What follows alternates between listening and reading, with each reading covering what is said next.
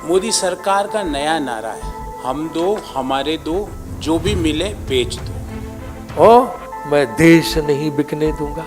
देश में झुकने पे तो चलो बाद में बात करेंगे, हैं? बिकने का काम तो चालू हो गया, तो उस वादे का भी क्या हुआ कि मैं देश नहीं बिकने दूंगा। वादा किया था देश से कि हम 40 रुपए लीटर पेट्रोल और 30 रुपए लीटर डीजल देंगे। जब मैं मिनिस्टर था योजना आयोग में तो $115 में क्रूड ऑयल मिलता था। भले ही वो हवाई अड्डे हो, किसने खरीदे देश जानता है। किसान आंदोलन के समर्थन में है कि किसानों की बात सुननी चाहिए, उनको ये जो थका देना और बिठाए रहने देना और उनकी उपेक्षा करना ये उचित नहीं है। इसलिए मैं प्रेस कॉन्फ्रेंस कर रहा हूं कि मुझे इस सरकार की अर्थव्यवस्था का मॉडल समझ में नहीं आ रहा। मैं तो इस देश का योजना मंत्री भी रहा, योजना आयोग में प्लानिंग कमीशन में बैठता था जहां सारे आर्थिक विषय आते थे, लेकिन मुझे ये समझ में नहीं आ रहा है कि किस आर्थिक मॉडल पे सरकार चल रही है। सरकारी खजाने अगर खाली हैं तो आपने सारे टैक्स बढ़ा बढ़ा के हर चीज को महंगा कर दिया, चाहे पेट्रोल डीजल की कीमतें हों।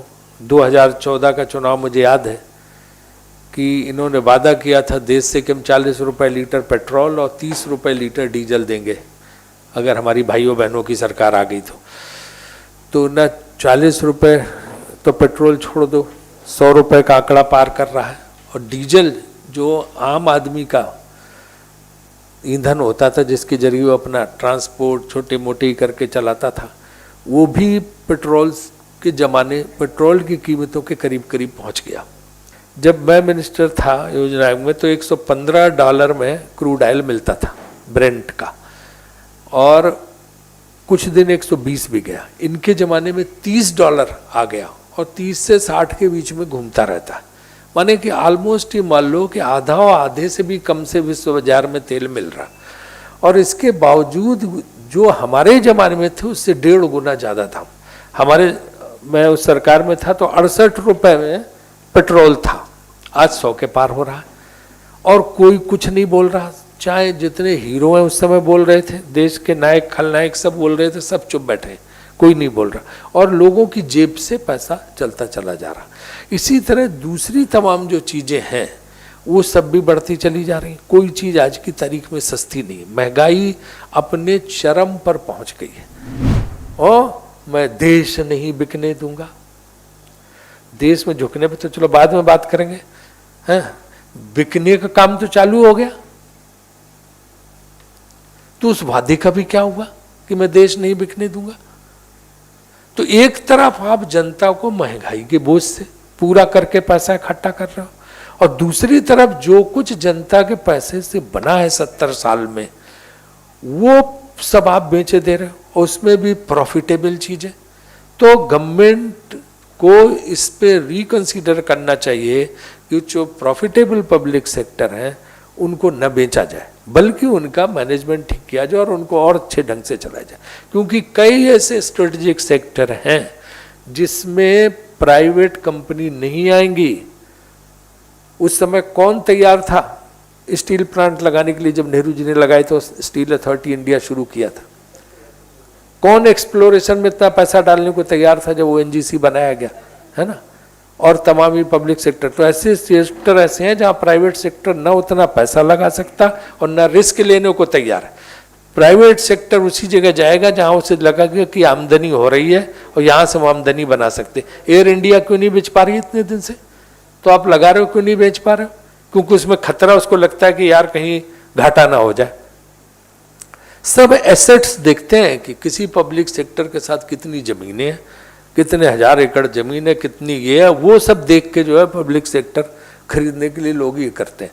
तो इसमें सरकार को बहुत सोचना चाहिए और इस चीज़ को देखना चाहिए कि एक तरफ आप महंगाई बढ़ा के लोगों की जेब से पैसा ले रहे हो और दूसरी तरफ जो आम जनता की धन से बनाई हुई संपत्तियां हैं उनके खून पसीने से उनको बेचने का ये सरकार काम कर रही है।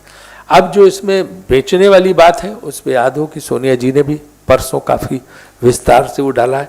देश की अर्थव्यवस्था पे मनमोहन सिंह जी ने भी किया कि पहले तो आपने गलत फैसले लिए, आपने जो है वो लागू किया इस देश में नोटबंदी, आपने जैसी जीएसटी लाए, फिर जैसे ढंग से आपने लॉकडाउन किया, उसकी वजह से अर्थव्यवस्था चौपट हो गई। अब उसकी सजा आप जनता को दे रहे हो कि उनकी जेब पे भी डाका जा रहा, उनकी जेब से महंगाई भी आपने बढ़ा दी, और उनके जो एसेट्स हैं वो सब बेच बाच के आप इस देश में सिर्फ नॉर्थ ब्लॉक साउथ ब्लॉक बचेगा, कुछ बचेगा ही नहीं, बाकी कहीं कुछ रह नहीं जाएगा। सरकार नाम, भारत सरकार नाम की चीज नहीं दिखेगी। इस मामले में विस्तार से रिसर्च करके जो हमारे गौरव वल्लभ जी ने तैयार किया है, जो एक टेक्निकल एस्पेक्ट है इसका कि किस तरह से बेचने का कितना ये नुकसान है, तो मैं गौरव जी से अनुरोध करूंगा कि आप जो है हमारे मित्रों को इस मामले में जो है देने का। मोदी सरकार का नया नारा है, हम दो हमारे दो, जो भी मिले बेच दो। और सरकार की एक यूएसपी है चीजों का नाम बदलने का। आज मैं इस पटल से उनको अनुरोध करता हूं कि वित्त मंत्रालय में के अंतर्गत एक विभाग है दीपम, जो ये खरीदने का, स्ट्रेटेजिक सेल का, डिसइन्वेस्टमेंट का एक विभाग है, जिसका फुल फॉर्म है department of investment and public asset management. मैं उनसे अनुरोध करता हूं कि इसका नाम कर दीजिए डीडीपीएम, दीपम से DDPM, distress privatization drive management department. मैं उनसे ये अनुरोध करता हूं कि जिस तरह से आप डिस्ट्रेस सेल कर रहे हो, और ध्यान रखो मित्रों, ये डिसइन्वेस्टमेंट नहीं है, इसको डिस्ट्रेस सेल कहेंगे, क्योंकि डिसइन्वेस्टमेंट हमेशा स्ट्रेटेजिक होता है। डिसइन्वेस्टमेंट में 100% चाबी के साथ चाहे सारी चीजें किसी व्यक्ति के हवाले नहीं की जाती है। ये डिस्ट्रेस प्राइवेटाइजेशन ड्राइव है। और ये कौन खरीदेगा ये संपत्तियां, इसको मुझे देश को बताने की जरूरत नहीं है, क्योंकि हमारे सभ्यता में पंच महाभूत है, आकाश, अग्नि, पृथ्वी, जल और वायु।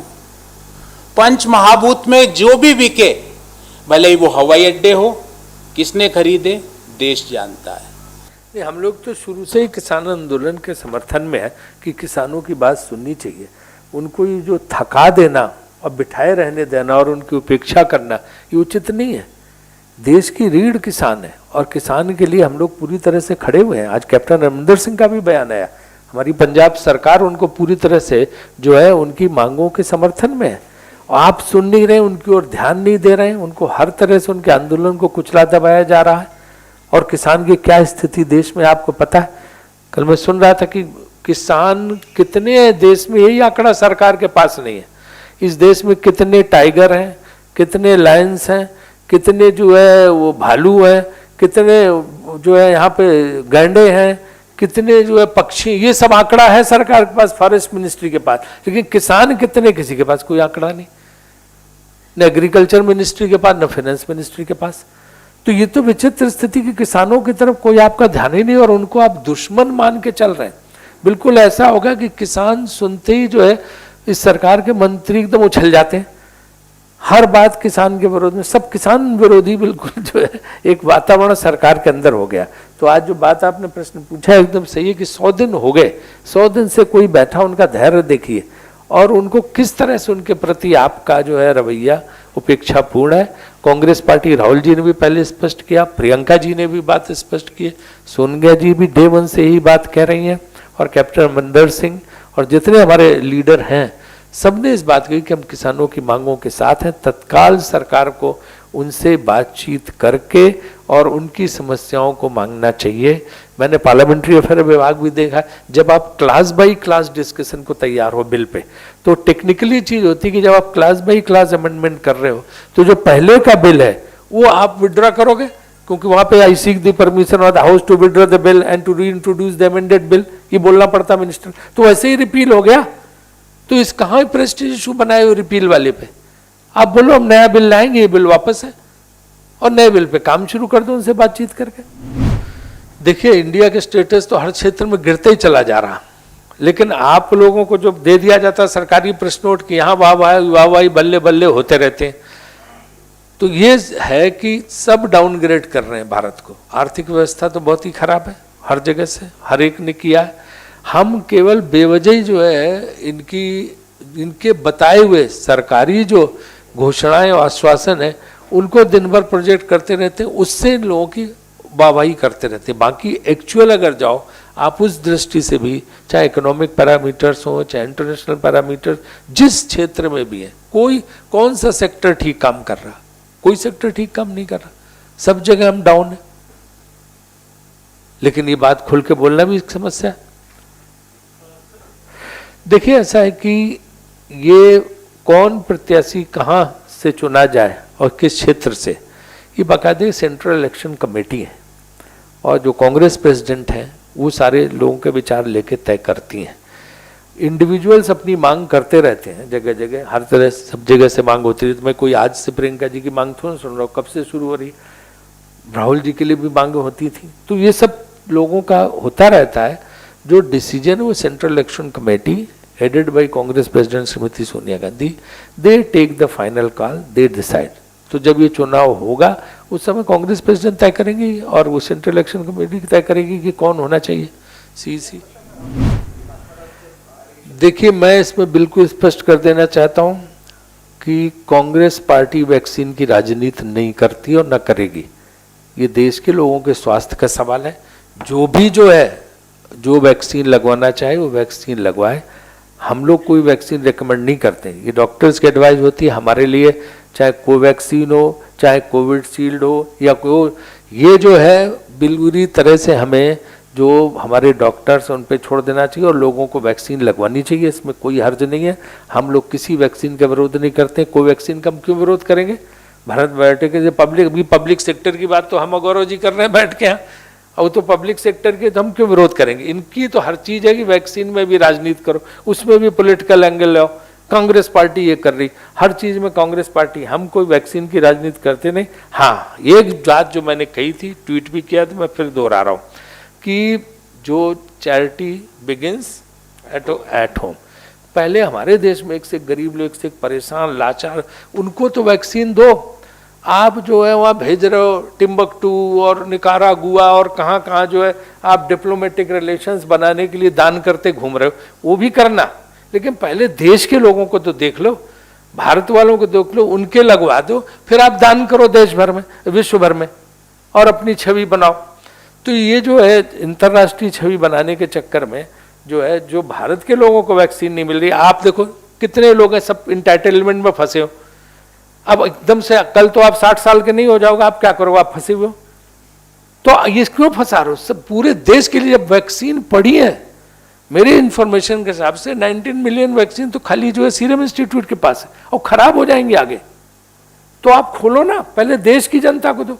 उन पे क्यों रिस्ट्रिक्शन लगा रहे हो कि अब 60 साल, अब जिसको बीमारू, बेचारी बीमारी कहां से लाए? तो लोग फर्जी सर्टिफिकेट बनवा रहे हैं वैक्सीन लगवाने के लिए बीमारी के। तो ये जो है ना वैक्सीन पे सबके लिए it should be available to each and every Indian, सबको ये फैसिलिटी जो। इसके बाद अंतरराष्ट्रीय दानदाता बन के आप निकलो।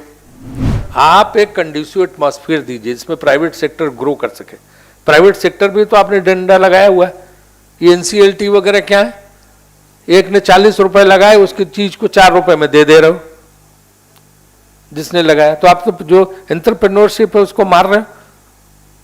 हजारों लोग इंडिया छोड़ के बाहर रहने लगे जाके एंटरप्रेन्योर्स। आपने रोकने की कोशिश की? ये तो फिक्की की रिपोर्ट थी।